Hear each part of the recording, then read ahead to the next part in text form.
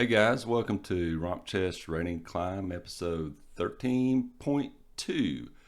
I haven't done this type of episode before, and I have really no intention of doing it again, although I might. But I feel compelled to do a follow-up episode to episode 13.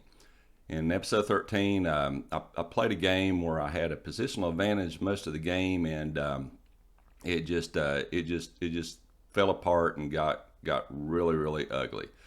So first and foremost, I just want to clarify that the content of this channel is by no means meant to be instructional or educational. The content of this channel is just meant for pure entertainment, more or less, to document my journey in chess to rise from a novice player to hopefully somewhere in intermediate range, but that's yet to be seen.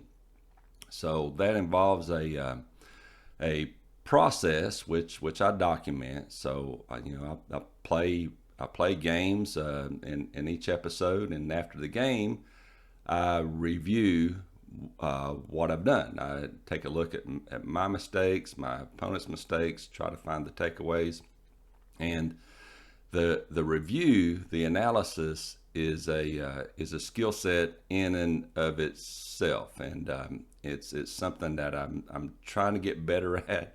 I still have a long way to go in doing the review and understanding the review, what I'm looking at. And a lot of time, what happens is I'll do the review in the episode, and if a position is fairly simple, I can talk through that. I can understand it and talk through it and explain it to my audience. But a lot of times when a position is more complex and there are multiple follow up moves, I have a hard time understanding that, or even like diving down to it in the analysis. And in most cases, I will review a second time or even multiple times, and it's usually with my son, Van Man Gaming, and he's very good at pointing out, why a certain position was a blunder, why a certain position was a mistake, and then I have those aha moments after the review that I recorded, and that's what my audience misses. And so in this last game, there were several of those aha moments where the light bulb really came on after I did the review. So I just want to go back and revisit. I'm not going to review the entire game again, but I do want to highlight a couple of points and really share with you my the big takeaway that I had from this game. So having said that, I'm going to jump right into the review. And so for the first 9 moves, there's really nothing significant to look at. It's pretty much just book moves going on here.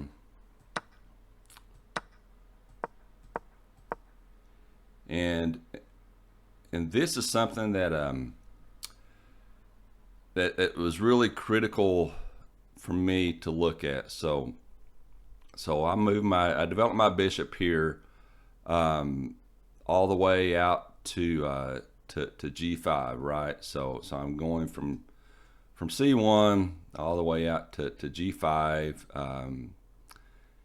The idea is to pin this knight to the queen. Of course, that's not a real threat, because my opponent can just counterattack, which is what they did. And so at this point, I really only have a couple options. I can either take here. I can move my bishop back. I could possibly even advance this pawn to protect the bishop. But if I don't take the knight, really I'm wasting a move. I'm having to move the bishop twice, which is something chess players should avoid in the opening. So that's the first thing, and then I take, and my opponent takes back gx f6. So they take back with the pawn, which was a mistake from my opponent. That was a mistake because they should have taken with the queen here, because of what they ended up doing. They ended up doubling their pawns, which I did call out in the review, but I really missed more in this position than just the fact that my opponent doubled their pawns. My opponent not only doubled their pawns, which weakened their position, they missed an opportunity to develop their queen. So I'm going to go over to the analysis and kind of like show you what I'm talking about here. So if they had developed their queen, now this pawn structure is still intact here, and their queen is out here in a more threatening position. So I really just lucked out there. So the reason that's important for me is, I need to be thinking twice before I overdevelop these pieces. I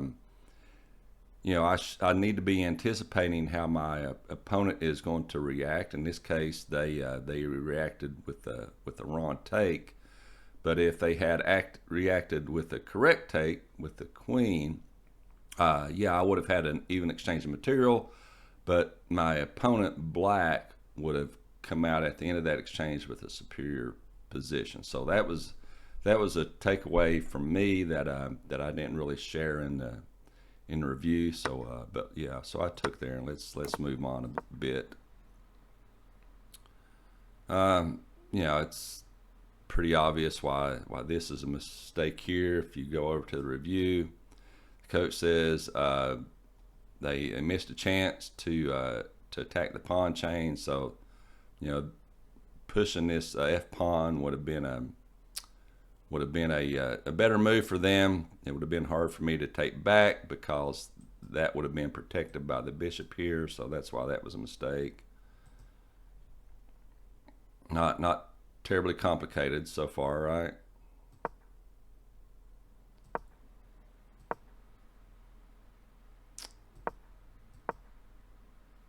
Then here I did call this out in the game, putting my knight over on the edge of the board on a5 or on a4.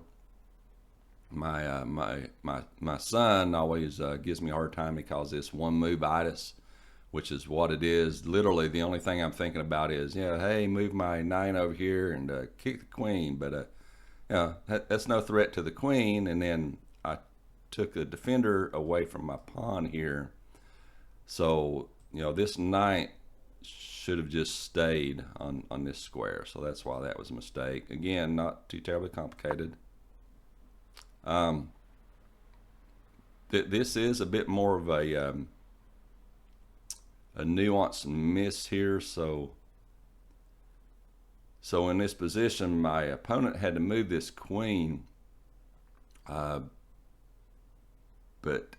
b5 would have been a much safer square for my opponent. They still would have been attacking the knight here. They would have also been attacking the queen, and they would have been protected by this pawn. But here on this square, the queen is not protected, and it's somewhat vulnerable. So that will be important as this position develops. So that's why I'm calling that out. I moved my queen. I should have just put the knight back where it belongs. Shouldn't have moved it in the first place, right? There's the pawn push that should have happened earlier when the bishop was up here. So my opponent and I are both kind of, not playing terrible. We're just we're not making the best moves. And I'll also say that that at my skill level in chess, I have a hard time calculating more than 2 or 3 moves at a time, and that's okay because a lot of the players that I play have the same skill level. We look at the board, we see opportunities, and we think like 1 move, 2 moves ahead. But when you do that, it's very important that every move is the correct move. So so we're just making a lot of moves that don't make a lot of sense, and doing things kind of out of order. But nothing terrible so far. I am winning in this position, even though material is even. Pretty good move for me there, moving my queen up, threatening the black rook with a check. Rook moves.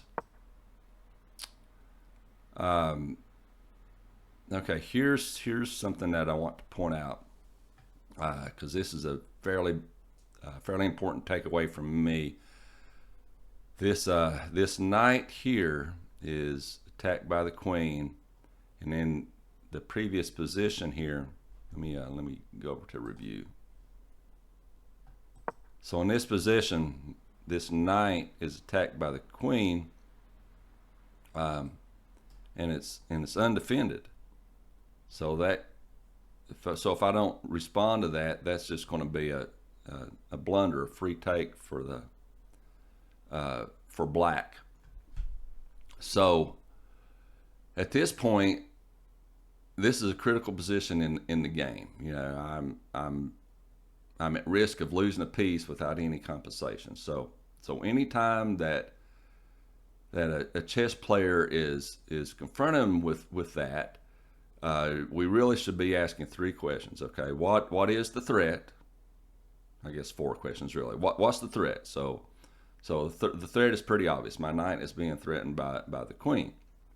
The queen is also putting pressure on this pawn, but this pawn is protected twice. It's protected by this pawn and the queen, so not really a threat there.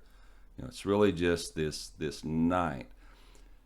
So that's the threat. The question should be, number 1, do I have any checks? Number 2, do I have any captures? And number 3, do I have any threats of my own that I can make against my opponent? And if I had taken the time to ask that question, I would have found the correct move, which is queen to c6. So that's a forcing move. I've got a check here on the king, and not only that, I would be protecting this knight here. So now the queen can't take. So, but I didn't ask that question, and because I didn't take the time to ask that question, I didn't make the right move. This move doesn't take a tremendous amount of calculation. It just requires seeing the board and recognizing this opportunity. Hey, there's a check. Now my opponent is forced to move and respond to that. So, but let's take that back and move on.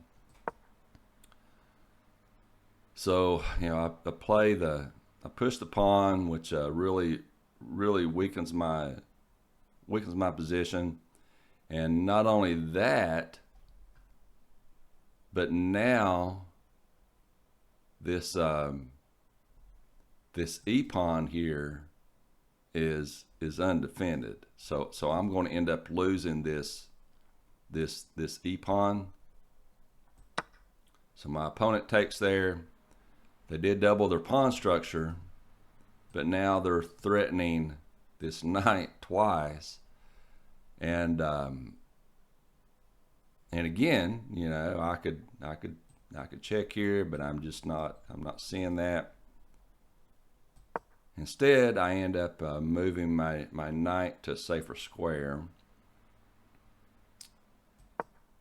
And here's another position that I really want to drill down on and make my point. And this will be the last position that that I talk about in the review of the review. So my opponent plays Bishop E2 here, and to my untrained eye, this just looks like I'm going to lose a rook. This looks like a good move. I'm looking at the Stockfish analysis, and Stockfish says it's a mistake. I don't see the mistake. If you're watching this video, maybe you can see a mistake there, and what the follow-up should be. If you can, or if you do, feel free to pause the video, write it in the comments below, and then move on with the video. But I can't see it. When I reviewed this game with my son, Van Man Gaming, he couldn't see it either. He's like, I don't understand why this is a mistake. And I did attempt to review this position in the in the video, but I didn't clarify it very well, and I really didn't understand it, but I do understand now. So from here, if I go back to the review page, the the coach David over here, he's saying you are now able to set up a blockade. Yeah, I have no clue. I have no clue what that means or what he's talking about. And so I have to go back to analysis to understand that. Now I do have the suggestion arrows turned on. So the first move for me should be fairly obvious.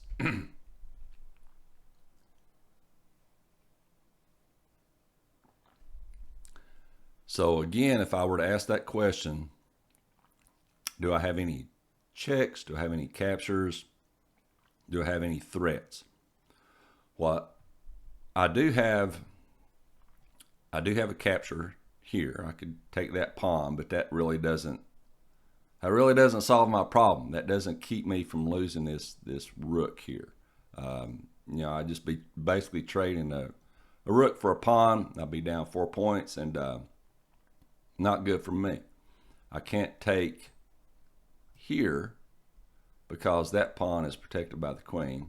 So again, not good for me. But if I go back to that first question, do I have any checks? Well, yeah, I do. I have the same check that I've had for the past 4 moves. I can move here. Now, for the time being anyway, black can't take this rook.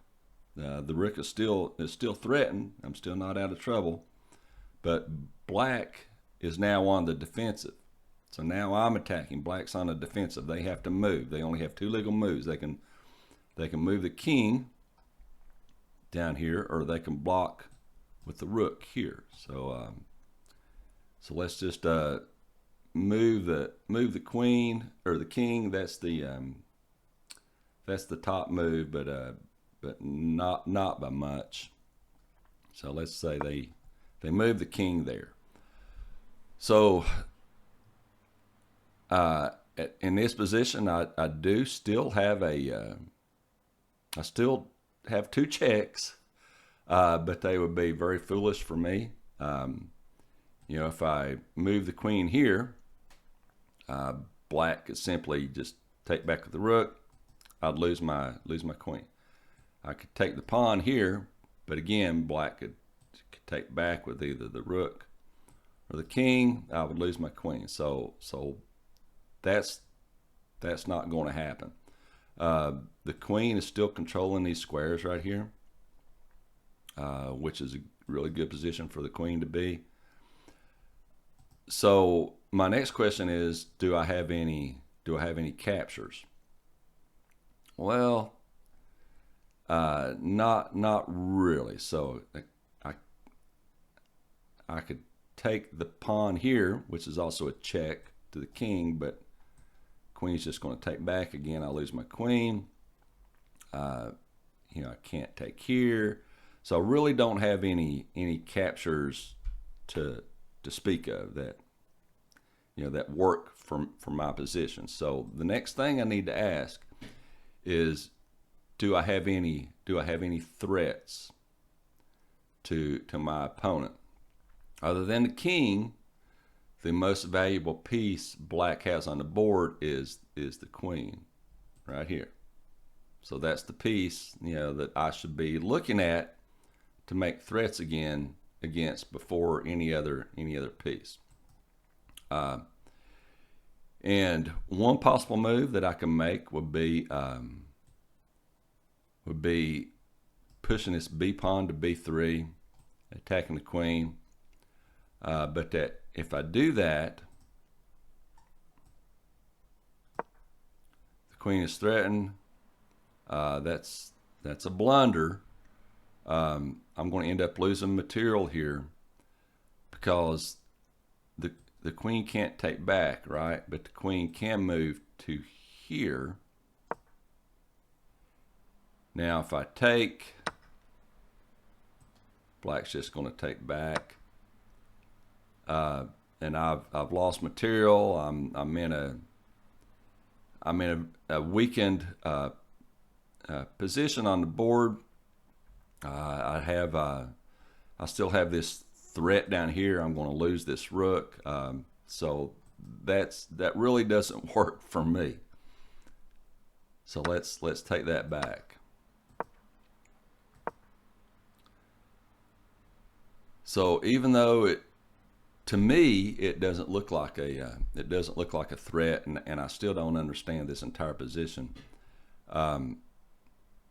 This pawn here is attacked by the black queen, protected by my queen, but this queen has very few spaces to go to. So if I move the pawn here,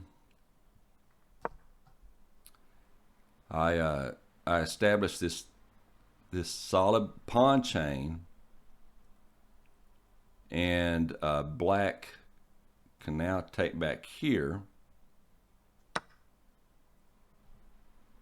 Now I can push this pawn,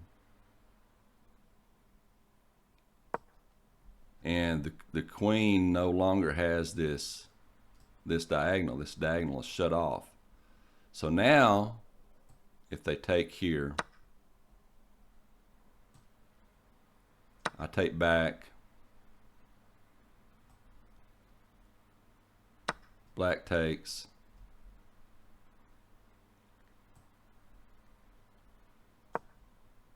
I can move the queen here,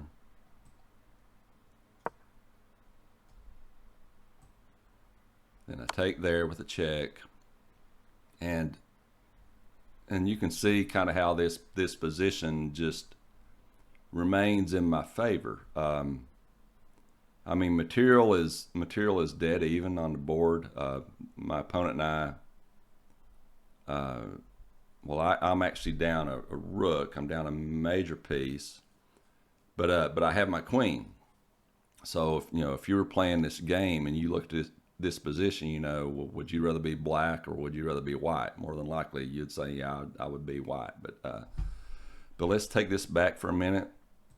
I just want to look at one other thing. So this is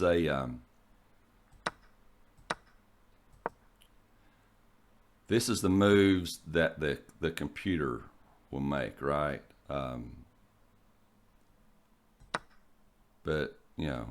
But I'm not a computer, neither is my opponent. So if I had pushed this pawn here, and I'm not even sure if I would have found that move, possibly. But if I had pushed this pawn here, my question is, what would my opponent have done? What would you do in this position? Would you find this correct move of queen to d2, If I were playing black, I'm pretty sure I wouldn't have found this position. I would probably just take the rook here. But let's take a look at this and see what would have happened if black had taken the rook. So black takes the rook. Now, if I push this pawn, queen takes. I'm down a rook at this point. Queen takes. I take. Black takes back because that pawn is hanging. I reposition here. Of course, black can kick the queen. I just take here with a check. So again, if black had taken the rook down here, that would have been a really bad mistake for them, and I could have punished them all because I had the queen in the correct square, because I asked the right question: do I have any checks, captures, or threats? So that's the big takeaway for me, guys. Is just to slow down, and instead of like looking at the board and just trying to visualize where to move, I need to ask those questions. There's a process to deciding where to move on the board. I have an engineering background. I'm used to standard work procedures, so my standard work procedure for chess should be, ask the three questions: do I have any checks, captures, or threats? So that's all I wanted to share with you guys. I'm going to stop the video right here. I'll be recording episode 14 pretty soon, attempting to apply these principles in my next game, and hopefully it'll make a difference. So thanks for watching, and we'll see you soon in episode 14. Bye for now.